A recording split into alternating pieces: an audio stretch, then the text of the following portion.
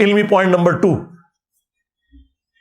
وہ کہتے ہیں کہ حضرت علی حجویری المتوفا 465 ہجری، حضرت بایزید بسطامی المتوفا 261 ہجری، حضرت معین الدین چشتی المتوفا 633 ہجری، یہ وہ بزرگ ہیں کہ جن کی بزرگی اسٹیبلش ہے اور اس پر اجماع اور عملی تواتر ہے،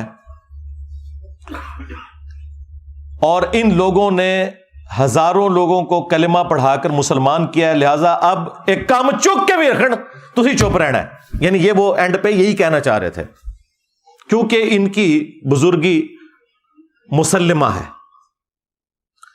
ہمارا ایک معصومانہ سوال ہے کہ اگر کوئی شخص کلمہ پڑھا کر بزرگ ڈکلیئر ہو جاتا ہے، تو جرمنی میں تو قادیانیوں نے ہزاروں کافروں کو کلمہ پڑھا کر اسلام میں داخل کیا ہے، جسے وہ اسلام سمجھتے ہیں. جس طرح بریلوی جو اسلام سمجھتے ہیں، جب تک وہ بریلوی نہ ہو جائے اس وقت تک تو مسلمان نہیں مانتے نا. دیوبندی بھی اسی اسلام کو مانتے ہیں جو دیوبند کی تشریح والا اسلام ہے. تو کیا وہ جرمنی میں بیٹھے ہوئے قادیانی وہ بزرگ ہو جائیں گے؟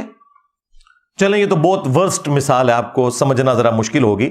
اس سے آسان مثال، ہمارے پڑوسی ملک میں ڈاکٹر ذاکر نائک، وہ قادیانی تو نہیں تھے نا، اہل حدیث مکتب سے اٹھے تھے نا. انہوں نے ہزاروں ہندوؤں کو کیمرے میں کلمہ پڑھا کر مسلمان کیا، اور اس مقدس جرم کی وجہ سے انہیں غریب الوطنی کی زندگی گزارنی پڑ رہی ہے. تو کیا بریلویوں نے ڈاکٹر ذاکر نائک کو ولی اللہ مان لیا؟ اس زمانے کا سلطان الہند مان لیا؟ ہند میں ہی کلمہ پڑھایا نا. یہ مفتی صاحب ان کے لیے پتہ کیا الفاظ استعمال کرتے ہیں؟ ٹی وی میں، مین ٹی وی چینل کے اوپر انہوں نے کہا ڈاکٹر ذاکر نالائک. نام بگاڑتے ہیں یہ. اور ایک اور وہ خبتی قسم کا پاگل مولوی ہے ان کا مفتی، وہ کہتا ہے ذکر نالائک. نعوذ باللہ. میں بابیا نو نہیں مانتا. جھوٹ ساڈے گل پا چھڈی جن ایک نواں ہی باب کھول دیتا. لیکن پترا تیرے حوصلے واسطے میں دس دیواں، تیرے تو وڈا ذاکر نالائک بلکہ ذکر نالائک آیا سی. او نہ رہا پتر، او تو تے شے ہی کوئی نہیں، او تو تے شے ہی کوئی نہیں، جھوٹے. اب ذکر جو ہے نا وہ عربی زبان کے اندر یعنی مرد کی شرمگاہ کے لیے لفظ استعمال ہوتا ہے، اور عام بندوں کو تو نہیں پتا چلتا کہ وہ کیا بکواس کر رہا ہے. تو تم نے سلطان الہند ڈاکٹر ذاکر نائک کو کیوں نہیں مان لیا؟ تو پتہ یہ کیا کہیں گے؟ جی اس کے عقیدے ٹھیک نہیں. تواڈے بابیاں دے بھی عقیدے ٹھیک نہیں. اپنے ناماں دے کلمے پڑھانے والے ہو. میں نبی سا ہے ہی کوئی نہیں، تیرے بابے تے شے ہی کوئی نہیں.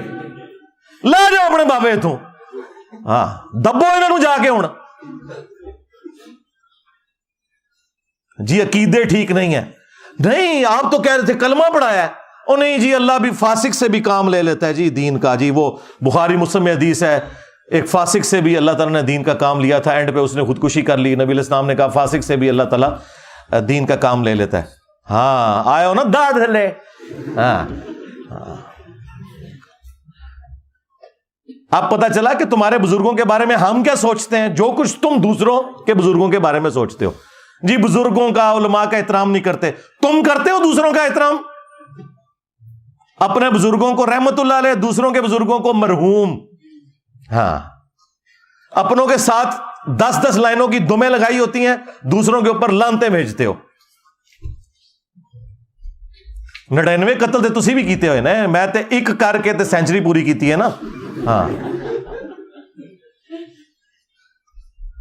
بڑا برا وقت آیا جی بریلویاں ہوتے، یقین کرو انہوں نے کدے سوچا بھی نہیں سی. بڑا ہی برا وقت آیا جی، جنہوں نے پوری دنیا نو گستاخ گستاخ گستاخ آج بھیک مانگ رہے ہیں. انجینئر صاحب ہمیں گستاخ کہتے ہیں، انجینئر صاحب ہمیں ختم نبوت کا منکر کہتے ہیں. ہاں تو آڈا علاج ہی میرے کول سی، تو انہوں میٹھی میٹھی گلاں نہیں سمجھ آندیاں. ہاں اے اینٹی وینم الزامی جواب پھکی اے الحمدللہ جیلم شریف تو ملتی ہے. ہاں الحمدللہ. کتنی تمکنت ہوندی سی جی انہاں دی.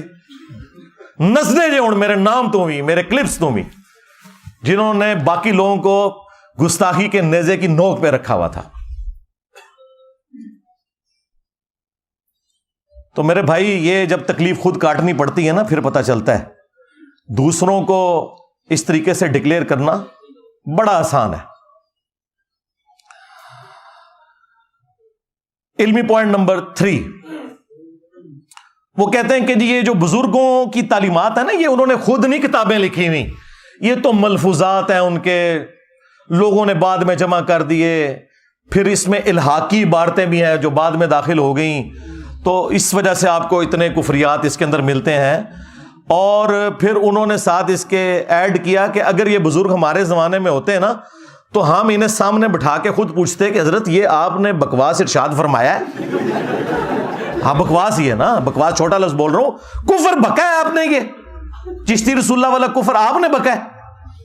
اور اگر وہ کہتے ہاں میں نے بکا ہے تو ہم ان پہ کفر کا فتویٰ دیتے. یہ مفتی صاحب نے کہا ہے ویڈیو میں کہ اگر یہ ہمارے زمانے میں آتے نا تو ہم ان سے پوچھتے کہ حضرت یہ آپ نے کہا ہے، ہم نہیں مان سکتے آپ نے کہا ہے. اگر پھر بھی وہ کہتے نا کہ ہم نے کہا ہے تو ہم ان پہ کفر کا فتویٰ دے دیتے. سرکار تو یہی تو بات میں بھی کر رہا ہوں، آپ نے مان لیا یہ کفریات ہیں. تو اس پہ میرا جواب یہ ہے کہ سب سے پہلے مجھے یہ بتائیں ان کی لیگیسی کون آگے لے کے چل رہا ہے، ان کی کتابیں کون پرنٹ کر رہا ہے؟ یہود و نصارہ پرنٹ کر رہے ہیں یا بریلویوں کے بزرگ آج تک یہ 700-800 سال سے گند سمیٹتے ہوئے آ رہے ہیں؟ پرنٹنگ تمہارے بابوں نے کی ہے. اگر تم لوگ سمجھتے ہو یہ کفریات تھے تو یہ کون سی دین کی خدمت ہوئی ہے کہ تم نے ان کے ملفوظات جمع کیے ہیں؟ نہیں جی، جو بات قرآن و سنت کے مطابق ہو وہ آپ لے لیں، جو قرآن و سنت کے مطابق نہ ہو وہ آپ نہ لیں. کیوں بھائی؟ جو قرآن و سنت کے مطابق ہے وہ تو پہلے قرآن و سنت میں لکھی ہوئی ہے. اینج کر کے کان کیوں پھڑنا ہے؟ نہ ادھر رکھو اپنی کتابوں نو، لاؤ چوک چ رکھ کے اگ، جن میں گستاخیاں لکھی ہوئی ہیں، اپنے ناموں کے کلمے پڑھوائے ہوئے ہیں تمہارے بزرگوں نے. نہیں وہ الحاقی عبارتیں ہیں، وہ بعد میں شامل ہو گئی ہیں. پرنٹ کیوں کر رہے ہو؟ او جی ہمارے اعلیٰ حضرت نے تو فتاوی رضویہ کے اندر کہہ دیا تھا کہ جی اگر کوئی شخص یہ دعویٰ کرے کہ میں اللہ کا رسول ہوں تو اسے کافر کہیں گے. ایک کیڑی ایڈی پی ایچ ڈی گل ہے جڑی انہوں نے پبلک کیتی ہے، تو سارے نو پتا ہے. بڑا احسان کیتا ہے جی اعلیٰ حضرت نے امت ہوتے کہ دس کے کہ اگر کوئی کہ میں اللہ کا رسول ہوں نبی علیہ السلام کے بعد تو ہم اسے کافر کہیں گے. یہ جو نے کیا کڑیا ہے؟ اس سے پھر وہ کہتے ہیں وہ چشتی رسول اللہ والی ساری چیزیں فارغ ہو جاتی ہیں، کیونکہ اعلیٰ حضرت نے پھر اس میں یہ بھی کہا کہ چشتیہ کے بزرگوں کی طرف جو کتابیں ہیں نا یہ غلط منسوب ہوئی ہوئی ہیں، انہوں نے یہ باتیں نہیں کہیں. لیکن سرکار اعلیٰ حضرت بھی پھر میری داڑھ تھلے آ گئے. میں نے ان کو بتایا کہ بھائی فتاوی رضویہ میں آپ چشتیہ کے بزرگوں سے تو جان چھڑا لو گے، لیکن فتاوی رضویہ میں اعلیٰ حضرت نے ایک ایسی کتاب کی تعریف کی ہے، نہ صرف تعریف کی بلکہ کہا یہ رسول اللہ کی بارگاہ میں مقبول ہے. 7 سنابل، اس کے اندر بھی چشتی رسول اللہ نکل آیا ہے. اگر اعلیٰ حضرت کو پتا تھا کہ اس میں چشتی رسول اللہ لکھا ہوا ہے، اس کے باوجود اس نے تعریف کی تو اعلیٰ حضرت گیا. اعلیٰ حضرت صاحب تسی گئے، اور اگر نہیں پتا چلا تو تیری بزرگی گئی. کہتے ہیں نا غوث وقت ہے، دلوں کے حال جانتے ہیں. وہ سارے غوث فارغ ہو گئے 800 سال تو کسی کو پتہ نہیں لگا کی کوڑ لکھے ہے تھوڑی کتاب اندر. تو اعلیٰ حضرت بھی مجرم ہے، کیونکہ انہوں نے حشت بہشت کو اگر فراڈ کہا ہے نا تو 7 سنابل کی تعریف کی ہے. اور تم لوگ تو حشت بہشت بھی چھاپ رہے ہو اور 7 سنابل بھی چھاپ رہے ہو. لہذا چشتی رسول اللہ اعلیٰ حضرت کے کھاتے میں ڈل گیا. سیدھی سی بات ہے، اعلیٰ حضرت کو کوئی اس حوالے سے ہم چھٹی نہیں دے سکتے. اور تفنن کے لیے میں عرض کروں گا پھر کہ اعلیٰ حضرت پھر اسے مانو کہ جس نے اتنے 100 سال بعد تمہیں بتایا کہ تمہارے بزرگوں نے کتابوں میں کیا گند گھولا تھا اور تمہارے بزرگوں نے کیا کتابوں میں گند چھاپا تھا. یہ تو جس نے بتایا نا اسے پھر اب اعلیٰ حضرت مانو، اور ٹائم قیامت تک ہے، مننا کو نہیں تسی. ہاں لیکن آپ کے عوام مانیں گے انشاءاللہ تعالی. علمی پوائنٹ نمبر 4، وہ کہتے ہیں کہ جن کی بزرگی مسلمہ ہے، اسٹیبلش ہے، ان کی اس قسم کی جو گستاخانہ باتیں ہیں نا اگرچہ ہے کفریہ ہیں، لیکن ان کو صوفیاء کی شطیحات کہا جائے گا. شطحیات کا مطلب ہے بونگیاں، پنجابی میں اس سے بہتر کوئی ترجمہ ہو ہی نہیں سکتا. یعنی کسی شخص کو ہوش نہ ہو کہ وہ کیا بول رہا ہے، تو صوفیاء اللہ کی محبت میں اتنے مست ہو جاتے تھے کہ انہیں اپنی ہوش نہیں رہتی تھی، اور اس کی وجہ سے وہ یہ کفریات بک دیتے تھے، اگرچہ یہ بکتے جو کچھ تھے وہ ہوتا کفر تھا، اور وہ کہتے ہیں اگر یہی بات کوئی اور کہے جو بزرگ نہ ہو تو ہم اسے کافر کہیں گے لیکن بزرگ کو چھوڑ دیں گے۔ دیکھ کیسی دو نمبری۔ یہ سیم کام پیر میر علی شاہ صاحب نے کیا ہے۔ ہاں، انہوں نے تحقیق الحق جو کتاب لکھی، اس میں انہوں نے جب غلام احمد قادیانی دجال نے یہ اعتراض کیا نا کہ چشتی رسول اللہ لکھا ہوا ہے، انہوں نے کہا کہ ان کی بزرگی تو مانی ہوئی تھی، تم اگر پڑھواؤ گے نا کوئی ایسی بات تو تمہیں ہم کافر کہیں گے۔ وہ تو ایک خاص حالت میں انہوں نے یہ بات کی ہوئی ہے، ان کو ہم کچھ نہیں کہیں گے۔ اب پتہ چلا کہ قادیانیوں کے سہولت کار کون ہے۔ ہاں، جس طرح وہ انڈین فلموں میں اور ہالی ووڈ کی فلموں میں اینڈ میں آپ کو پتا چلتا ہے نا کہ وہ بیچ میں سے سارا ماسٹر مائنڈ وہی نکلتا ہے بندہ جو کہ اس کے خلاف ساری جنگ کر رہا ہوتا ہے۔ یہ بھی سارے ماسٹر مائنڈ خود ہیں۔ آج تک انہوں نے کبھی گستاخانہ عبارتوں کے خلاف کوئی دھرنا دیا، لہذا یہ کوئی بھی ختم نبوت کے اوپر کام نہیں کر رہے۔ ختم نبوت کام وہ ہوگا جو چشتی رسول اللہ اور اشر علی رسول اللہ کے خلاف ہوگا۔ یہ صرف اینٹی قادیانی ہے، ایک چھوٹے سے طبقے کو انہوں نے پکڑا ہوا ہے، اور اپنے بلنڈر جو اس سے بڑے ہیں، بڑے آپ سوچ رہے ہوں گے کیسے؟ اس لیے کہ بھائی غلام القادیانی نے جو کچھ کیا وہ آج تک گالیاں کھا رہا ہے، اور جن کے بزرگوں نے کلمے پڑھائی ان کو رحمہ اللہ کہتے ہیں، بزرگی ان کی ڈکلیئر کر رہے ہیں۔ اس نے تو اپنے آپ کو امتی نبی کہا تھا، انہوں نے ڈائریکٹ اپنے آپ کو نبی کہا۔ تو بڑے مجرم تو یہ لوگ تھے، اور الٹا ہی بزرگیاں ویل کر رہے ہیں۔ تو کہتے ہیں شتہیات، بونگیاں۔ اب یہ جو ان کی بونگیاں ہیں، ان کے لیے وہ کہتے ہیں کہ جی ہم آپ کو دلیل دیں گے قرآن و سنت سے۔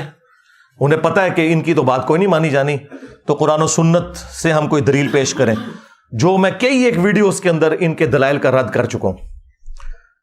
سب سے بڑی دلیل یہ دیتے ہیں کہ جی وہ صحیح بخاری کے اندر تعلیقاً ایک روایت موجود ہے مولا علی علیہ السلام کا قول، جس کی پوری سند سنن ابن ماجہ کے اندر موجود ہے،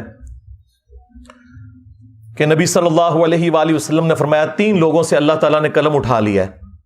نمبر 1 جو مجنون ہے، پاگل شخص، نمبر 2 سویا ہوا شخص، اور نمبر 3 جو نابالغ ہے۔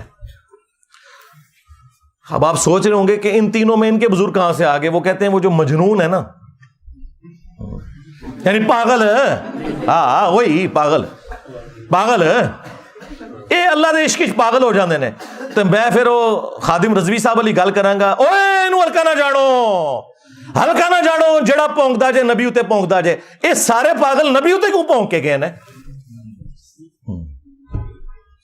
کل تک تو تم ہمیں کہتے تھے با خدا دیوانہ باش، با محمد ہوشیار، اور بڑے فخریہ یہ مناظروں میں کہتے تھے کہ یہ آپ ہمیں بزرگوں کی شتیات نہ دکھائیں، یہ وحدت الوجود کی کیٹیگری میں نا وہ اللہ تعالیٰ کے بارے میں بات آتی ہے، نبی کے بارے میں کرتے ہیں تو ہم ان پہ کفر کا فتویٰ لگاتے ہیں۔ تو میں نے تو ساری گستاخیاں نبی کی شان میں نکالنی ہیں تمہارے بابوں کی، اب تم کہاں بھاگ کے جاؤ گے؟ با خدا دیوانہ باش، با محمد ہوشیار۔ ہاں، تو یہ شتیہات میں یہ والی حدیث پیش کرتے تھے، مجذوب، قلندر، مجنون، پاگل، وہ کہتے ہیں جی اس میں آتا ہے سیدھی طرح کو پاگل سن۔ یہ پاگل ذرا اور ہوتا ہے یار، صحابہ میں تو اس طرح کا پاگل کوئی نہیں ہوا، یہ سارے بعد ہی پاگل آئے نے، ساڑھے متے ہی لگنے سن پاگل۔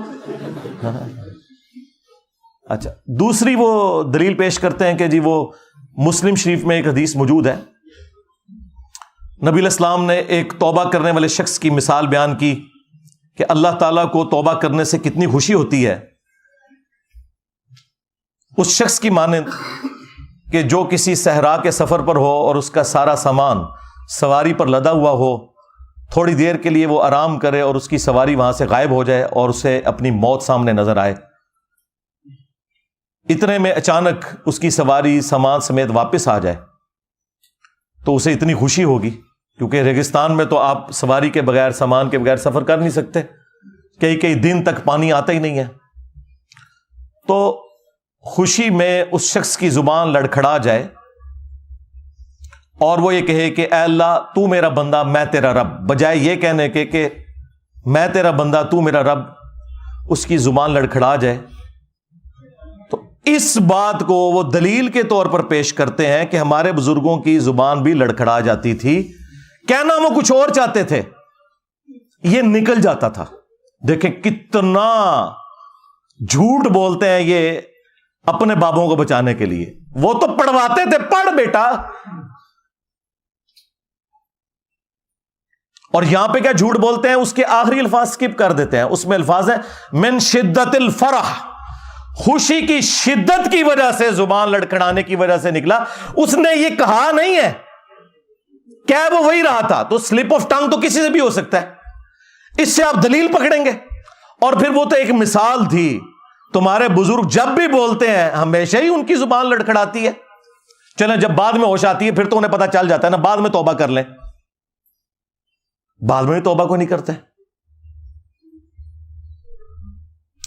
اور تیسری دلیل اس ویڈیو میں انہوں نے پیش کی، انہوں نے کہا کہ وہ دیکھیں قرآن پاک میں ہے کہ موسیٰ علیہ السلام کی جب پہلی ملاقات ہوئی اللہ تعالیٰ سے، جیسا کہ اس کی شان کے لائق ہے، تو درخت کی طرف سے آواز آئی تھی، وہ درخت اللہ تعالیٰ کی تجلیات کا مرکز بن گیا تھا، تو اس طرح ہمارے بزرگوں کی زبان اللہ تعالیٰ کی تجلیات کا مرکز بن جاتی ہے، اصل میں اللہ ان کے منہ سے بول رہا ہوتا ہے، استغفر اللہ۔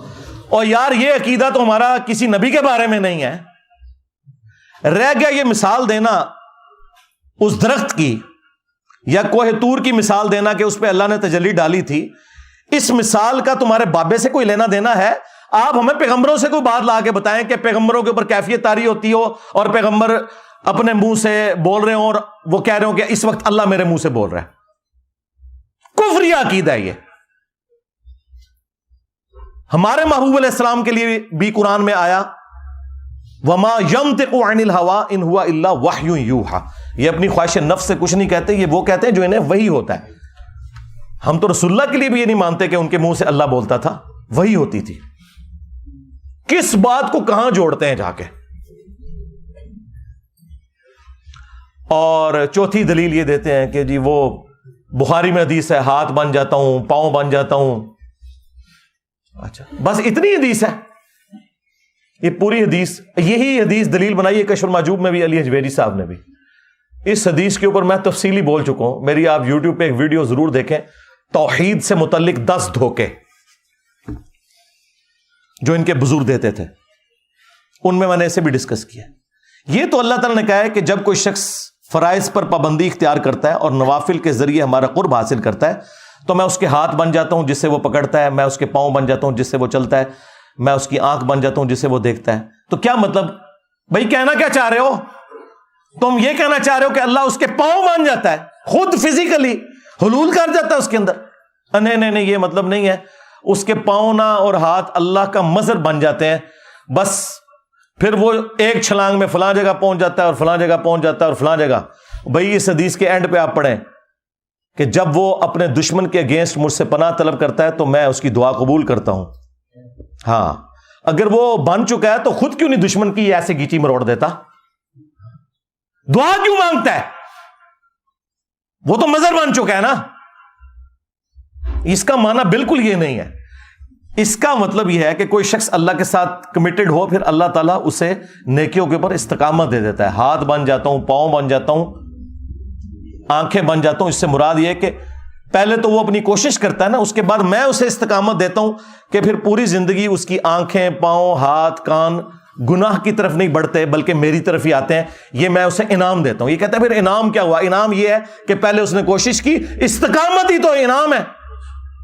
پوری زندگی نیک اعمال کرنے والے لوگ بھی اینڈ پہ جا کے اپنا بیڑا غرق کروا بیٹھتے ہیں، استقامت سے بڑی کوئی نعمت نہیں ہے۔ تو یہ اللہ تعالیٰ کی طرف سے اسے انعام ملتا ہے۔ لیس کمثلہ شیء وہو السمیع البصیر، اللہ کی مثل کوئی شے نہیں ہے، وہی سننے والا دیکھنے والا ہے۔ اللہ کے لیے آپ مثال ہی نہیں بیان کر سکتے کہ جی میں پاؤں بن جاتا ہوں، اس سے مراد یہ ہے کہ اللہ اس کے پاؤں بن جاتا ہے۔ نہیں، یہ لٹریچر کی زبان میں بات ہو رہی ہے۔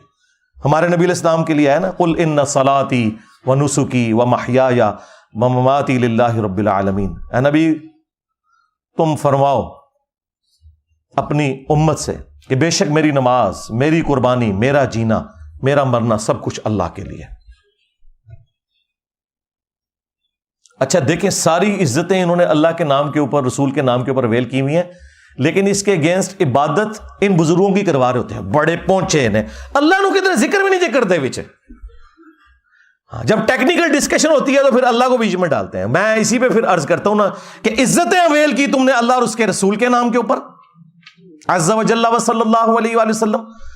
چندے بٹورے تم نے قرآن و سنت کے نام کے اوپر, سواریاں سوار کی تم نے مکے اور مدینے کے نام کے اوپر, اور پھینکی جا کے بغداد شریف, اجمیر شریف, دیوبند شریف, بریلی شریف میں. غداری کی ہے تم نے اللہ کے ساتھ اور اس کے رسول کے ساتھ, عز و جل و صلی اللہ علیہ وآلہ وسلم. پھر دیکھ لو اس غداری کا انجام کیا ہوا ہے. کتنی بڑی بلا اللہ نے تمہارے اوپر چھوڑ دیا ہے. ہاں میرے نبی عیسیٰ ہے ہی کوئی نہیں, تیرے بابے تھے شے ہی کوئی نہیں. ہاں کہتے ہیں تاریخی اتنا بڑا فتنہ کوئی نہیں آیا. ہاں ہاں بالکل بالکل ٹھیک ہے, عربی والا فتنہ. واقعی ان کو تو آج تک کسی نے چیلنج نہیں کیا تھا. یہ بیٹھے ہوتے تھے حکومتوں میں, کوئی بات کرتا تھا اس کو خاندان سمیت غائب کروا دیتے تھے. یہ تو آج یہ ماڈرن ڈیموکریسی, ماڈرن جو ویلیوز اس وقت اور سوشل میڈیا اور فریڈم آف ایکسپریشن کی برکات ہے. ادروائز یہ لوگ تو ابھی تک تو یہ حکومت کرتے آ رہے تھے, لیکن ہر عروج کو زوال ہے. یہ تو ہونا تھا ایک دن. وہ اللہ تعالیٰ کی سنت ہے, جس سے مرضی کروا لے. پیچھے تو اللہ ہوتا ہے نا, انسان تو کچھ بھی نہیں کر سکتا. تو اس قسم کے یہ لیم ایکسکیوزز پیش کر کر کے دفاع کیا کرتے تھے اپنے بابوں کا. علمی پوائنٹ نمبر 5, یہ انتہائی خطرناک اور شرمناک قسم کی اپروچ مفتی صاحب کی. یہ ساری باتیں کرنے کے بعد نا کہ جی یہ ان کی طرف غلط منسوب ہے, وہ ایسا کر نہیں سکتے, اگر ہمارے سامنے کرتے ہم فتوا دے دیتے, یہ کتابیں بدل گئی ہیں. اینڈ پہ جا کے نا جنہوں کے اندر پنجابی گھوں کھا لیا, ہاں غلاظت کھا لی, اور ان باتوں کا دفاع کرنا شروع کر دیا. چشتی رسول اللہ کا بھی دفاع کیا, اور لوائی اعظم من لوائی محمد, میرا جھنڈا محمد کے جھنڈے سے بھی بڑا ہوگا, اس کا بھی دفاع کر دیا. اللہ کے بندو, جب یہ کہہ رہے تھے کہ یہ بکواسیات ہیں تو دفاع کس بات کا کر رہے ہو؟ یہ اللہ تعالیٰ نے تمہیں ننگا کرنا تھا. اینڈ پہ جا کے دفاع کیا, اور پھر بڑے مزے لے لے کے نا حسس کے واقعہ سنا رہے. یہ جی پیر صاحب تھے, ان کا نام تھا صادق, تو انہوں نے اپنے ایک مرید سے پڑھوایا لا الہ الا اللہ صادق رسول اللہ, نعوذ باللہ. اے نما بھی مارکیٹ آ گیا جی. ہاں پھر دوسرے کسی بزرگ تک بات پہنچی تو انہوں نے کہا نہیں, کوئی پریشانی والی بات نہیں ہے. وہ صادق اپنے آپ کو مراد نہیں لے رہے تھے, وہ صادق نبی علیہ السلام کو مراد لے رہے تھے, کیونکہ نبی علیہ السلام بھی تو صادق اور امین ہے. دیکھو کڈی کہانی کراندے جے. پر چشتی دی چے تے عربی چ کوئی نہیں جے ہوندی. ہاں اچھا, یہ تعویل پرانے بزرگ بھی کرتے تھے کہ وہ جب کلمہ پڑھا رہے ہوتے تھے نا تو بیچ میں نیت نبی علیہ السلام کی کرتے تھے. ہاں تو سرکار اس کا مطلب یہ ہے کہ اگر سیدنا ابوبکر کلمہ پڑھاتے ہیں صدیق رسول اللہ, تو نبی علیہ السلام بھی تو صدیق ہیں, نبی علیہ السلام فاروق بھی ہیں, نبی صلی اللہ علیہ وآلہ وسلم غنی بھی ہیں, آپ مرتضیٰ بھی ہیں, حیدر بھی ہیں. تو کیا خلفائے راشدین اپنے ناموں کے کلمے پڑھا کے تو یہ کنایا کیا کرتے تھے؟ تو یہ جو میں نے دعویٰ کیا تھا نا کہ ان کا اور ان کے بزرگوں کا اس دین کے ساتھ کوئی لینا دینا نہیں ہے جو اس شخصیت میں نازل ہوا ہے جس کی قبر مدینے میں ہے صلی اللہ علیہ وآلہ وسلم. تو میں یہ کہنے میں حق بجانب ہوں کہ مرنے سے پہلے اے مسلمان کر لے اس پہ غور. کتابوں کا خدا اور ہے, بابوں کا خدا اور, کتابوں کا پیمبر اور ہے, بابوں کا پیمبر اور. یہ لوگ میرے پہ اعتراض کرتے تھے نہیں جی خدا تو ساروں کا ایک ہے, انجینئر صاحب نے 2 خدا بنا دیے. یہ بھائی محاورے میں بات ہو رہی ہے, خدا تو واقعی سب کا ایک ہے. آپ بھگوان کہہ لیں, خدا کہہ لیں, اللہ کہہ لیں, گاڈ کہہ لیں, سپریم بینگ کہہ لیں, سپر نیچرل ایجنسی کہہ لیں, لیکن ان کوالٹیز کے ساتھ ماننا ہے جو نبی صلی اللہ علیہ وآلہ وسلم نے تعلیم فرمائی ہے, ورنہ پھر آپ اس اللہ رسول کو نہیں مان رہے. ہاں آپ اپنے بزرگوں کی تعلیمات لے کر چل رہے ہو. تو اینڈ پہ جا کے انہوں نے پھر دفاع کیا چشتی رسول اللہ کا, اور پھر لوائی اعظم من لوائی محمد, بازید کے اس نعرے کا انہوں نے دفاع کیا کہ قیامت کے دن بازید نے کہا تھا نا کہ میں, یعنی اس کی زبان سے یہ, بلکہ یہ الفاظ جو موجود ہیں وہ تو بڑے خطرناک ہیں کہ بازید سے پوچھا گیا کہ بتائیں قیامت کے دن سب لوگ کس کے جھنڈے کے نیچے ہوں گے؟ تو اس نے کہا کہ میں اللہ کی قسم اٹھا کر کہتا ہوں کہ ساری مخلوقات، محمد اور تمام انبیاء قیامت کے دن میرے جھنڈے کے نیچے ہوں گے. نعوذ باللہ من ذالک. تو مفتی صاحب نے اس کی تعویل کیا، جی اس کی تعویل میں یہ کرتا ہوں کہ ان کے منہ سے اس وقت اللہ بول رہا تھا. یہ پرانے بھی یہی کچھ کہتے تھے. تو اللہ کا جھنڈا تو محمد کے جھنڈے سے بڑا ہی ہوگا نا. ان ظالموں سے پوچھو کہ قیامت کے دن کیا اللہ کا جھنڈا اور محمد کا جھنڈا الگ ہوں گے، یا لواء الحمد اللہ کا جھنڈا محمد رسول اللہ صلی اللہ علیہ وآلہ وسلم کے ہاتھوں میں ہوگا؟ تو یہ کوئی تعویل بنتی ہے تمہاری؟ شرم نہیں آئی تمہیں یہ بات کرتے ہوئے؟ ہاں، بخاری مسلم میں ہے کہ قیامت کے دن ہر غادر اور خائن شخص کے لیے میدان محشر میں ایک جھنڈا بلند کیا جائے گا اور اس کو بلایا جائے گا، فلاں بن فلاں تو غدار ہے، آ یہ تیرے لیے جھنڈا گڑا ہے. کہیں اس کو تو تم شفاعت کا جھنڈا نہیں مانے ہوئے؟ جھنڈا تو ایک ہے، محمد اور اللہ کا جھنڈا الگ نہیں ہے. کسی خلیفہ راشد کی جرت نہیں ہوئی کہ وہ اپنی زبان سے ایسی بات کرے. شکر کرو حضرت عمر زندہ نہیں ہے، ورنہ فیصلہ کسی اور طریقے سے ہوتا. میں تو صرف زبان کھولتا ہوں. تو یہ وہ دفاع کر رہا تھا پہلے اتنی باتیں کر کے. تو یہ ایک ٹکٹ میں ایک نہیں، دو نہیں، تین نہیں، چار مزے کرتے ہیں، اور میں نے ان کے چاروں مزے ہی خراب کر دیے ہیں اللہ کے فضل سے.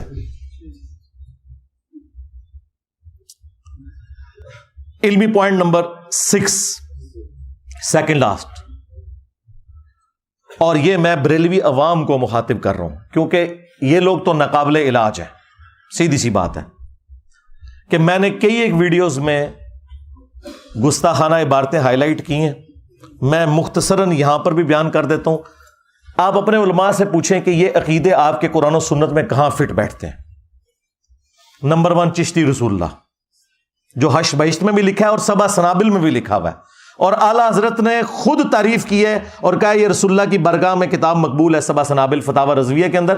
لہذا اعلیٰ حضرت بھی مجرم ہے اس میں. انہوں نے ایسی کتاب کی تعریف کیوں کی جس میں چشتی رسول اللہ لکھا ہوا تھا؟ اگر انہوں نے انجانے میں کی تو ان کا علم غیب فارغ، اور اگر جان بوجھ کے کی تو ایمان بھی فارغ. اب آپ فیصلہ کریں. جی وہ معین الدین چشتی صاحب خاص حالت میں تھے، مرید ہونے ایک شخص آیا تو پوچھا کلمہ کیسے پڑھتا ہے؟ اس بیچارے نے صحیح کلمہ سنایا. کہا نہیں ایک دفعہ نا اس طرح پڑھ، چشتی رسول اللہ کے ساتھ پڑھ. تو اس نے پڑھ دیا. تو کہتے ہیں خواجہ صاحب بہت خوش ہوئے، اسے مرید بھی کیا اور اسے انعامات سے نوازا، اور پھر جاتے ہوئے کہا کہ وہ میں نے تیرا امتحان لیا تھا، کلمہ وہی ہے. بس یہ جو آخری جملہ کہتے ہیں رجوع ہو گیا. سرکار رجوع اس طرح ہوتا ہے؟ خود تو دوسروں کو کہتے ہو کہ جو جھوٹی موٹی بھی قادیانی لکھ کے جرمنی چلا جائے تو اسے اعلانیہ توبہ کرنی ہوگی. تمہارے چاچے کو، تمہارے چاچا چشتی کو توبہ نہیں کرنی ہوگی؟ اور چاچا جی تھوڑی چاچی گئی، ہاں جب تو نے چشتی رسول اللہ پڑھایا تھا تیری بیوی فارغ ہو گئی تھی. سب سے پہلے تجھے دوبارہ چاچی لینی ہے جا کے واپس. اس کے بعد تیری بیعت بھی ٹوٹ گئی تھی. جب تک تو خود مرید نہیں ہوتا کسی کا تو آگے بیعت کسی کو نہیں کروا سکتا. جو ان کا ڈھکوسلا چل رہا ہے تصوف کا، مطلب میں تو اس کو فراڈ سمجھتا ہوں. سلسلہ ٹوٹ گیا تو اس نے بیعت کیا کیا فراڈیے نے؟ نہیں جی یہ غلط منصوبہ ہے. پرنٹ کیوں کر رہے ہو؟ اتھے کیوں نہیں ترنے دیندے جا کے؟ اتھو ترنے نکل دے جی تو کتاباں بھی پرنٹ ہوندیاں نے، اتھے نہیں دیندے. تو یہ بالکل فراڈ ہے. توبہ اسی طریقے سے ہوگی کہ میں نے کفر بکا تھا، سب سے پہلے میں کلمہ پڑھ کے مسلمان ہوتا ہوں. آج تم واپس چلا جا، میں پہلے خود کوئی پیر تلاش کروں گا، کوئی پھر نکاح خام تلاش کروں گا، اور نیا حق مہر بھی ہوگا. یہ ذہن میں رکھیے گا، ایویں نہیں چاچی واپس آندی. ہاں جب نکاح نیا ہوگا تو حق مہر بھی نیا ہوگا. چاچو تیری چاچی گئی، ہاں چاچو دی چاچی گئی. چاچی چ بھی چھے تے چاچو چ بھی چھے تے چشتی وچ بھی چھے. اے ہن تھلے لکھیا کرو چشتی چاچو تیری چاچی گئی. لے جاؤ جتھے کوئی بزرگاں دی گل کرن تھلے لکھو چشتی چاچو تیری چاچی گئی. ہاں ہاں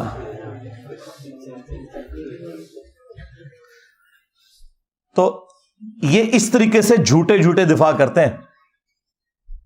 اللہ کے بندو اس طریقے سے اگر معاملہ اگر کلمہ ہی نہیں ہے تو پیچھے اسلام کیا رہ گیا؟ اور دوسرا ریفرنس ہے اشرف علی تھانوی رسول اللہ. آپ سوچ رہے ہوں کہ اس کا ذکر کیوں کر رہے ہیں بریلویوں کے ساتھ؟ اس لیے کہ بریلویوں کو یہی بات سمجھ آئے گی کیونکہ اشرف علی تھانوی رسول اللہ کو وہ کفر کہتے ہیں آلریڈی. اب ویسے خاموشی اختیار کر لیے. ایک مولوی نے تقریر ریکارڈ کی, کہتا رہا اشرف علی رسول اللہ کا سوال تو یہ علماء دیوبند خود جواب دیں گے, میں صرف چشتی رسول اللہ کا جواب دوں گا. ہائے ہائے کس طرح پرا بڑے نے. یعنی ایک جملہ بولنے کے لیے تیار نہیں ہے. کہہ رہے ہیں وہ دفاع کریں گے. ایک جملہ بول دو نا کہ ہم 100 سال سے کفر کہہ رہے تھے, اب انجینئر کی وجہ سے اب ہم صرف انجینئر پہ بھونکیں گے, ان کو ہم کچھ نہیں کہیں گے, ہم اتنے ماز نہیں کھول سکتے. وہ انجینئر کا حوصلہ ہے. ہاں تو یہ دوسرا ریفرنس بھی بریلویوں کے کھاتے میں ہے کیونکہ اب یہ خاموش ہو رہے ہیں. اور جب اس کو کفر کہیں گے تو ہم لا کے چشتی رسول اللہ سامنے رکھ دیں گے. آپ کہیں گے ہاں جی فتویٰ تو آپ پہلے ہی دے چکے ہو, لو تمہارے بابا جی اور چاچو جی اور چاچی جی فارغ. تیسرا ریفرنس میں نے کشف المحجوب سے دیا تھا. صحو اور سکر والے چیپٹر میں انہوں نے باجزید بستامی کا سکر بچانے کے لیے اور جنید بغدادی کا صحو بچانے کے لیے انبیاء اکرام کو تختہ مشق بنایا. اور انہوں نے کہا کہ جس طرح حضرت داؤد علیہ السلام کی بھی نظر پڑ گئی تھی نا اپنے ایک صحابی کی بیوی پر, اور انہیں پسند آئی اور جنگ میں آگے مروا دیا اور خود شادی کر لی, تو وہ حالت صحو میں تھے. یہ صحو سواد والا ہے, یعنی ہوش میں تھے. وہ ایک سین کے ساتھ صحو ہوتا ہے, وہ بھول ہوتا ہے. تو اسی لیے انہیں بعد میں توبہ بھی کرنی پڑی. یہ جھوٹا واقعہ جو تورات میں لکھا تھا, اس سے انہوں نے جنید بغدادی کا صحو ثابت کیا کہ اگر کوئی بزرگ کام ڈال دے نا ہوش میں بھی, تو آپ نے کوئی فکر نہیں کرنی, وہ حالت صحو میں ہوتے ہیں. ہوش بھی کم پاؤنڈ پھر بھی تسی تعویل کرنی چاہتی. ہاں اور سکر انہوں نے کہا مدہوشی.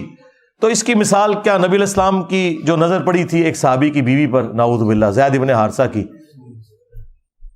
اور اللہ تعالیٰ نے اس صحابی کے دل میں اس کی نفرت ڈالی, پھر حضور نے ان سے شادی کر لی.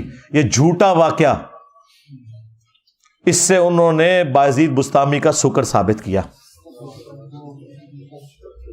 اپنے بابے کو بچانے کی خاطر. خود پیر کرم شاہ صاحب الازری نے ضیاء القرآن تفسیر کے اندر لکھا ہے یہ کافروں کی سازش ہے یہ واقعہ ہماری کتابوں میں آنا. اور اسی پیر کرم شاہ صاحب نے جو ضیاء القرآن پبلیکیشن سے کشف المحجوب چھاپی, اس کے مقدمے میں اس کتاب کی تعریف کی کہ جدہ کوئی مرشد نہ ہو کتاب پڑھ لے, اور اس کے اندر وہ کفریہ واقعہ لکھا ہوا تھا. دیکھیں ایک ٹکٹ میں کتنے مزے کرتے ہیں, ایک طرف کتاب کی تعریف کر رہے ہیں, دوسری طرف اس کتاب کا واقعہ اس کتاب میں نہیں کفر کہہ رہے, دوسری جگہ کفر لکھ رہے ہیں. تو دیکھیں پھر ہماری عقابی نظریں کہاں پہنچتی ہیں. ہم میں شرافت تو مولا علی والی ہے, لیکن چلاکی ہوشیاری بنو امیہ سے بھی زیادہ ہے اللہ کے فضل سے, الحمدللہ. ہاں تو یہ ہم پوچھیں گے کہ یہ کفار کون ہے جنہوں نے سازش کر کے نبی علیہ السلام کے اوپر یہ جھوٹ باندھا ہے, اس شخص کے اوپر کہ جس کے بارے میں قرآن میں ہے ما ضل صاحبکم وما غوا, تمہارے نبی نہ کبھی بہکے ہیں نہ کبھی بے راہ چلے ہیں, جن کے بارے میں بخاری مسلم میں آیا کہ کنواری لڑکیوں سے زیادہ شرم و حیا تھی ان کے اندر. ان کے بارے میں تم کہہ رہے ہو کہ وہ صحابی کی بیوی کے اوپر نعوذ باللہ اس طرح ہو گئے.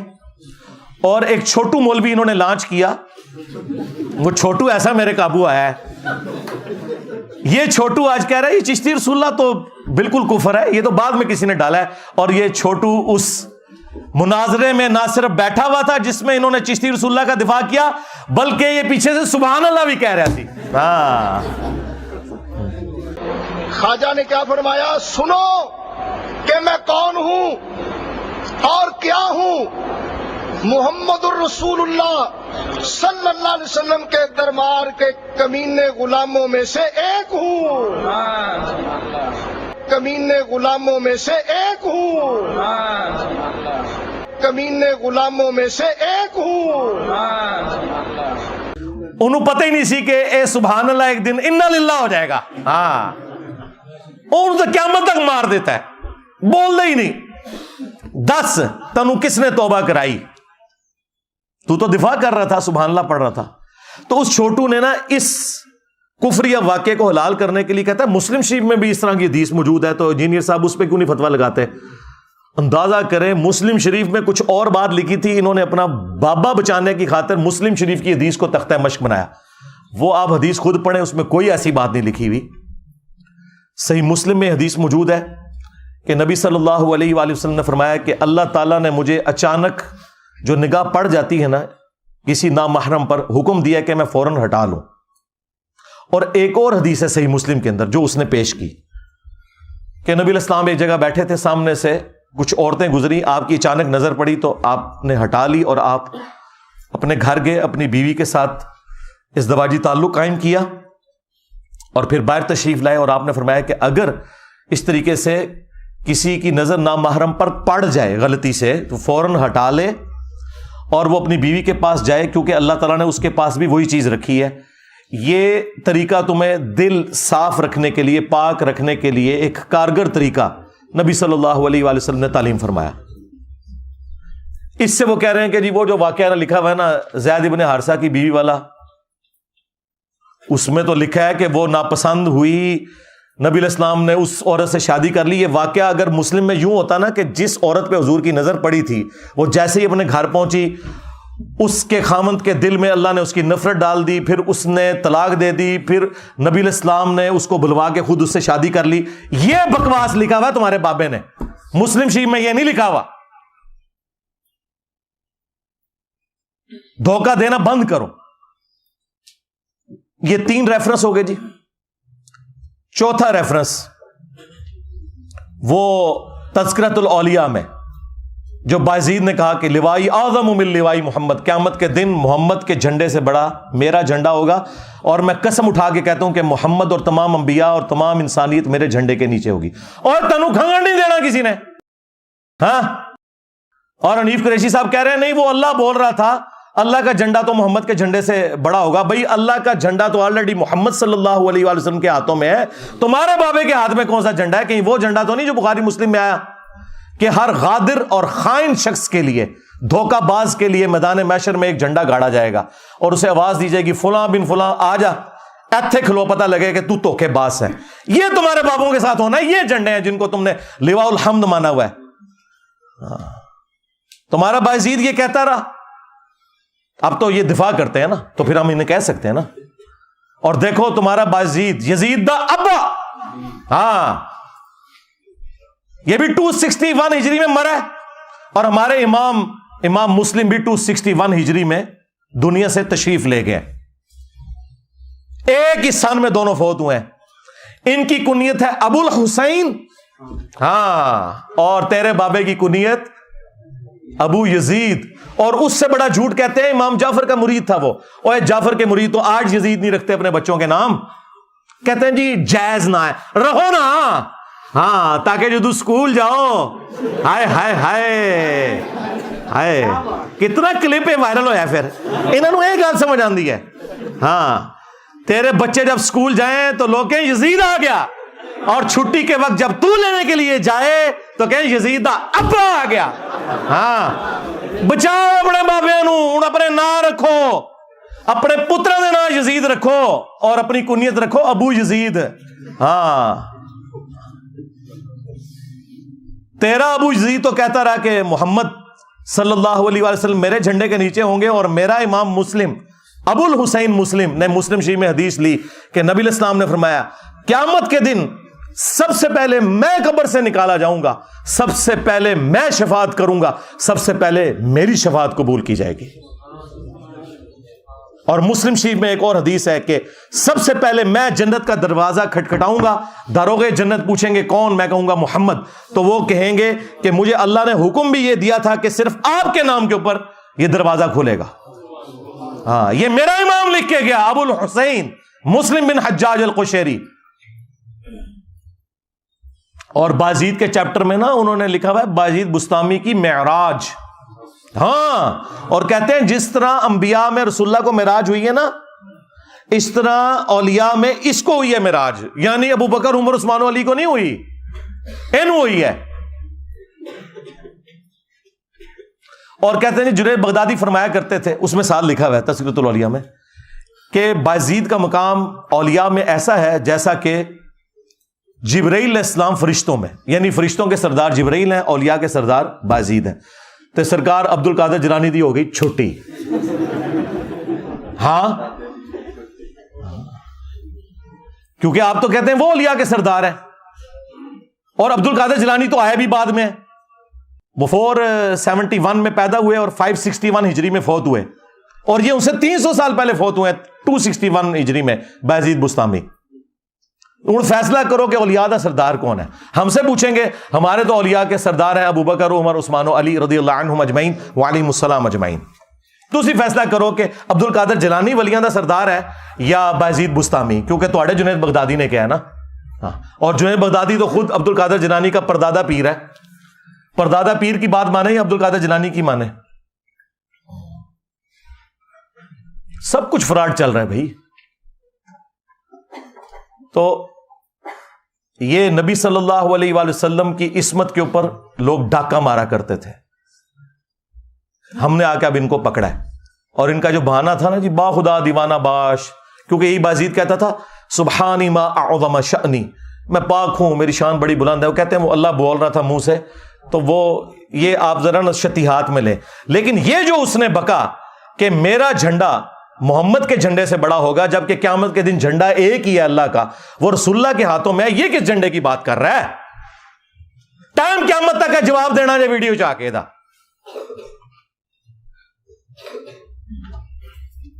اور 5واں ریفرنس وہ کشف المحجوب میں بھی لکھا ہے، تذکرۃ الاولیاء میں بھی لکھا ہوا ہے۔ کہتے ہیں جی امام حنیفہ رحمۃ اللہ علیہ نے ایک دفعہ خواب دیکھی کہ وہ نبی الاسلام کی قبر مبارک کھود کے اس کے اندر اترے اور وہاں ان کی ہڈیاں جمع کی، نعوذ باللہ، اندازہ کرو۔ اور انہوں نے ترجمہ کیتا ہے استخوان مبارک، یعنی وہ ڈھانچے کو اتنی شستہ اردو میں لکھ دیا استخوان مبارک، ایک ہڈی کو دوسرے سے الگ کر رہے ہیں۔ گھبرا کے اٹھے، ظاہر خواب ہی بڑا شیطانی خواب تھا، اور اپنے دوست ابن سیرین کے پاس گئے۔ یہ یعنی امام حنیفہ پہ جھوٹ باندھا ہے، یہ انہوں نے ان کو اونچا کرنے کے لیے ان کی طرف منسوب کیا، ان کو ہم کچھ نہیں کہتے۔ تو انہوں نے کہا اس میں تسلی تھی کہ آپ نبی الاسلام کی سنتوں کو جمع کریں گے۔ یہ گستاخانہ خواب کیا اللہ تعالیٰ دکھا سکتا ہے کسی امتی کو؟ یہ گستاخی ہے۔ اس کی وجہ ہے کہ کسی امتی کا یہ عقیدہ نہیں کہ نبی الاسلام کی قبر مبارک میں ہڈیاں ہیں، یہ تو عقیدہ خود گستاخانہ ہے۔ اللہ نے اگر خواب دکھانا تھا تو دکھاتا کہ امام حنیفہ نبی الاسلام کے برتن جمع کر رہے ہیں، آپ کا آسا مبارک جمع کر رہے ہیں، آپ کے کپڑے مبارک جمع کر رہے ہیں، قبر میں اتر کے ہڈیاں جمع کر رہے ہیں، اور الفاظ ہیں ایک کو دوسرے سے چن چن کے علیحدہ کر رہے ہیں۔ اچھا جڑی وہ کیتیاں سن وہ کتنے نے؟ لیاؤ کیڑی کتاب جو امام حنیفہ دی جہدے انہوں نے حدیثاں جمع کیتیاں نے؟ یہ بھی کوڑ ہے تہاڈا۔ جنہوں نے حدیثیں جمع کی تھی ان کی تو کتابیں یہاں رکھی ہوئی ہیں، امام حنیفہ کی کتاب کدھر ہے؟ لے کے آؤ۔ جھوٹ۔ انبیاء کے جسم سلامت ہونا اس کی جڑ قرآن میں ہے، سورہ سبا کے اندر موجود ہے کہ حضرت سلیمان علیہ السلام لاٹھی کے سہارے یوں بیٹھ گئے اور ان کی روح پرواز کر گئی، اور کتنا عرصہ تک یوں ہی رہے، اور جنات کو پتہ نہیں چلا۔ وہ تو جب لاٹھی کو دیمک چاٹ گئی تو وہ جسم نیچے آیا، تو پھر انہیں پتہ چلا۔ اور اللہ تعالیٰ نے کہا کہ اگر علم غیب ہوتا جنوں کے پاس تو یہ تکلیف نہ کاٹتے۔ تو لاٹھی کتنی دیر میں چاٹی ہوگی دیمک نے؟ ہفتوں مہینوں چاہیے، جسم پہ کوئی کیڑا نہیں آیا۔ اور قبر مبارک کے اندر ابو داؤد میں حدیث موجود ہے، ان اللہ حرم علی الارض ان تاکل اجساد الانبیاء، بے شک اللہ تعالیٰ نے حرام کر دیا انبیاء کے حق میں کہ مٹی ان کے جسموں کو کھائے۔ بعض لوگ اس روایت کے اوپر کلام کرتے ہیں، اس عقیدے پہ نہیں، لیکن امت کی اکثریت اس روایت کو صحیح مانتی ہے۔ صرف امام بخاری کا اختلاف ہے، وہ تفرد ہے، لیکن امام بخاری نے صحیح بخاری میں لیا ہے کہ حضرت عمر کی وفات کے 70 سال کے بعد آلموسٹ جب حجرہ عائشہ گر گیا تو ایک پاؤں ظاہر ہوا، لوگوں نے استغفار پڑھی کہ یہ پاؤں نبی الاسلام کا ہے، تو بعد میں عروہ ابن زبیر کو بلایا گیا جو سیدہ عائشہ کے بھانجے تھے، محرم تھے، وہ اس حجرے میں اکثر جایا کرتے تھے۔ انہوں نے جب پاؤں دیکھا انہوں نے کہا نہیں یہ حضرت عمر کا پاؤں ہے، اس جگہ حضرت عمر کی قبر تھی۔ اچھا اس میں یہ نہیں ہے کہ پھر حضرت عمر نے اپنا پاؤں خود اندر کر لیا، نہیں، انہوں نے اندر کر کے ان کو، آج بھی نبی الاسلام کی قبر کھودیں گے، نبی الاسلام آپ کو اسی حالت میں نظر آئیں گے جیسے آپ کو دفنایا گیا تھا۔ ہاں، کوئی چلتے پھرتے نظر نہیں آئیں گے۔ جو انبیاء کا قبروں میں نماز پڑھنا یہ سب کچھ برزخی ہے، اسی طریقے سے بیت المقدس میں جمع ہونا یہ سب کچھ برزخی ہے۔ تو امام بخاری اس عقیدے کو صحیح مانتے تھے۔ اور وہ حدیث جو المصنف ابن ابی شیبہ کے اندر موجود ہے اور ہمارے استاد شیخ زبیر صاحب نے فضل الصلاۃ علی النبی میں بھی لی ہے، حضرت عمر فاروق رضی اللہ تعالیٰ عنہ کا قول ہے، جب وہ دانیال علیہ السلام کی وہ ایک جسم مبارک کا تابوت نکلا تو پھر انہوں نے وہاں تستر نامی جگہ جہاں سے یہ نکلا تھا، انہوں نے پھر خط لکھا کہ یہ اللہ کے پیغمبروں میں سے ایک پیغمبر کا تابوت ہے، اور اللہ کے جو پیغمبر ہوتے ہیں ان کی لاش کو نہ مٹی کھاتی ہے، نہ آگ جلاتی ہے، اور نہ درندے کھاتے ہیں. یہ پروٹوکول ہے. یہ وہ حدیث ہے جسے سارے صحیح مانتے ہیں، یعنی یہ عقیدہ اپنی اصل میں ٹھیک ہے. تو اب مجھے بتائیں انہوں نے یہ عقیدہ کہاں سے نکال لیا کہ جی قبر مبارک کے اندر ہڈیاں؟ کہتے ہیں جی خواب پہ تو کوئی اختیار نہیں. ہم کہہ رہے ہیں اختیار کوئی نہیں، لیکن اسے شیطانی خواب کون نا، اس کو تم فضیلت بنا کے کیوں پیش کر رہے ہو؟ ہم بھی کہہ رہے ہیں یہ شیطانی خواب ہی اکثر تمہارے بابے دیکھتے تھے. وہ نبی علیہ السلام کا جسم مبارک کیوں کہہ رہے ہو؟ یہاں میں تم سے اختلاف ہے. لو جی یہ میں نے 5 حوالے دیے، اور اس سے پہلے میں نے اسی پارٹی کے ایک اور بندے کو بھی دیے تھے، بریلوی پارٹی میں جو دوسری طرف ہے، جس طرح وہ رائٹسٹ ہوتے ہیں اور لیفٹ والے لوگ ہوتے ہیں نا، اس وقت بریلیوں میں بھی 2 پارٹیاں بن گئی ہیں نا. ایک کو لیڈ کر رہے ہیں مفتی اشرف آصف جلالی صاحب، ڈاکٹر اشرف آصف جلالی صاحب. انہیں بھی میں نے یہ کہا تھا، انہوں نے کہا تھا انجینئر جس چیز کے اوپر تجھے ہے نا اپنا مسئلہ وہ تو ویڈیو میں بیان کر. تو وہ میں نے بیان کیا ہوا ہے، آج تک کسی نے کوئی علمی جواب نہیں دیا. یہی 5 حوالے میں نے ان کو بھی دیے تھے پنجتن پاک کی نسبت سے. یہی 5 حوالے آج میں نے دوسری پارٹی کو بھی دیے ہیں، حنیف قریشی صاحب، کیونکہ مفتی حنیف قریشی کو یہ رافضی کہتے ہیں اور یہ ان کو ناسبی کہتے ہیں. اسی لیے وہ داتا دربار گئے تھے تو انہوں نے تقریر نہیں کرنے دی مفتی صاحب کو، بھاگنا پڑا وہاں سے. تو بریلویوں میں بھی اس وقت 2 بڑے دھڑے بنے ہوئے ہیں. تو اس کو تو میں نے پہلے دیا تھا، مفتی صاحب کو میں نے اب دے دیا، اور میں نے کوئی بے احترامی مفتی صاحب کی نہیں کی. امید ہے وہ ویڈیو میں آ کے جواب دیں گے اور ان ساری باتوں میں اپنی عوام کو سیٹسفائی کریں گے. ہمیں سیٹسفائی کرنے کی ضرورت نہیں، آپ اپنی پبلک کو خود جواب دیں. اور علمی پوائنٹ نمبر 7 جو آخری، جو ان کے پاس حربہ ہوتا ہے کہ جی انجینئر صاحب کو ہمارے ساتھ بٹھا دیں یا میرے پاس آ جائیں یا میں اکیڈمی آ جاتا ہوں. سرکار اس کی ضرورت ہی نہیں ہے. آپ اپنی کوئی نمائندہ شخصیت کی بات کریں. اس کی وجہ ہے کہ آپ کو تو اکثریت نہیں مان رہے. اکثریت تو پارٹی وہ ہے جو الیاس قادری پارٹی اور ڈاکٹر اشرف آصف جلالی پارٹی ہے، وہ تو آپ کو رافضی مانتے ہیں. تو آپ بریلویوں کے کہاں سے نمائندہ ہوگے؟ سیدھی سی بات ہے، میجورٹی تو ان کے ساتھ ہے. آپ کو کس نے نمائندہ شخصیت بنا دیا؟ اور ان کی بھی بات ہم کریں گے، وہ بھی نمائندہ شخصیت نہیں ہے ڈاکٹر اشرف جلالی، کیونکہ دوسری پارٹی ان کے خلاف ہے. نمائندہ شخصیت ہے مفتی منیب الرحمان صاحب. ہاں، جب سعد رضوی صاحب کے دھرنے کے اوپر مشکل وقت آیا تھا تو اس وقت کے آرمی چیف نے مفتی منیب صاحب کو بلا کر ثالثی کروائی تھی. وہ ہے نمائندہ شخصیت. تو نکالو اپنے بڑوں کو، ہاں ہوا لگواؤ 14 اگست کے اوپر. ہاں یار، ہمارے پاکستانی قوم بھی اپنے صدر پاکستان کو ہوا لگواتی ہے. ہاں، حالانکہ ڈیموکریٹک سسٹم میں صدر کے عہدے کی کوئی ضرورت ہی نہیں. یہ کروڑوں اربوں روپے کا نقصان پاکستانی نیشن کے اوپر انہوں نے تھوپا ہوا ہے. پرائم منسٹر ہے، بس صرف ایک اعزازی ہوتا ہے. تو اپنے بڑوں کو ہوا لگواؤ نا. دیکھو جب ہمارے صحابہ کرام پر برا وقت آیا، غزوہ حنین کے موقع پر ایک تکبر والا جملہ صحابہ کی زبان سے نکل گیا، سورہ توبہ میں آیا. اپنی کثرت کے اوپر انہوں نے تعجب کیا تو اللہ تعالیٰ کہتا ہے پھر بھاگنے کی جگہ نہیں ملی. ہاں جی، ہم بدر میں 313 تھے، غالب آئے، آج تو ہم ہزاروں میں ہیں. قبیلہ حوازن کے تیروں کا مقابلہ نہیں کر سکے، اور 12,000 کے لشکر میں صرف 80 بندے نبی الاسلام کے ساتھ رہ گئے. اور نبی الاسلام اپنے خچر پہ اکیلے آگے بڑھے 80 لوگوں کو ساتھ لے کر. اور آپ کی مہار آپ کے چچا زاد ابو سفیان بن حارث نے، یہ مامو جی کے والد نہیں ہے، یہ نبی الاسلام کے چچا زاد ہے، ابو سفیان بن حارث. اور نبی الاسلام خچر پہ آگے بڑھ رہے ہیں. انا النبی لا کذب، انا ابن عبد المطلب، میں نبی ہوں، اس میں کوئی شک نہیں، میں عبد المطلب کا بیٹا ہوں، اس میں کوئی شک نہیں. یعنی لیڈر کا پتہ ہی اس وقت چلتا ہے جب مشکل وقت آتا ہے. اگر نبی الاسلام اپنی اس دعوت میں سچے نہ ہوتے تو کبھی آگے نہ بڑھتے. اور آپ نے ایک مٹھی بھری یوں کنکروں کی اور کافروں کی طرف یوں پھینکی، اللہ تعالیٰ نے ان کی آنکھوں کو اندھا کر دیا، مسلمانوں کو فتح نصیب ہوگی.